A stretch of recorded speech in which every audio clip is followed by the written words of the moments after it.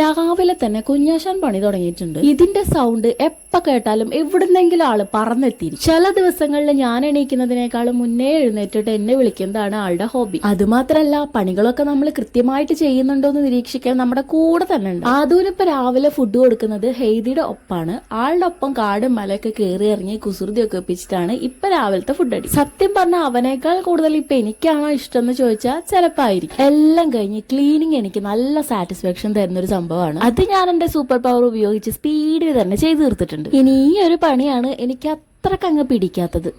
കൂടുള്ള നമ്മുടെ പണി എന്താന്ന് വെച്ചിട്ടുണ്ടെങ്കിൽ നേരെ നോക്കണം, പിന്നിലേക്ക് നോക്കണം, പിന്നെ നേരെ നോക്കണം, ഇവന്മാരെ നോക്കണം, പിന്നെ പിന്നിലേക്ക് നോക്കണം. അങ്ങനെ ഇടം വലം തിരിഞ്ഞ് വേണം നമ്മൾ കൂടെ പോകാൻ. അങ്ങനെ അഹങ്കാരമൊന്നും ഇല്ലാത്ത ചെക്കന്മാരാണ് പോണ വണ്ടിക്ക് വഴിയൊക്കെ കൊടുക്കും. ഇൻഡിപെൻഡൻസ് ഡേ ആയ കാരണം ഏതോ ഒരു ചേട്ടൻ മിഠായിയൊക്കെ കൊടുത്തിട്ടുണ്ട്. അടുത്ത് വന്ന ഏതു നേരം തല്ലാണെങ്കിലും ഈ ഉന്തണ കാര്യത്തിൽ രണ്ടാളും നല്ല കൂട്ടം. ഇനി അടുത്ത പ്ലാൻ ആയിരിക്കും ആലോചിക്കുന്നുണ്ടാവുക എന്നെ കൊല്ലാനായിട്ട്. അങ്ങനെ കുറെ നേരത്തെ എന്റെ പരിശ്രമത്തിനൊടുവിൽ രണ്ടാളെയും പിടിച്ച് അകത്ത് കയറ്റിയിട്ടുണ്ട്. ഇനി എനിക്ക് കുറച്ച് റെസ്റ്റ് അത്യാവശ്യമാണ്. കാണുമ്പോൾ ഒരു നിസ്സാര പണിയാണെങ്കിലും ഇവന്മാരൊക്കെ ഒരു കരക്കെത്തിക്കാൻ എളുപ്പമല്ല മക്കളെ.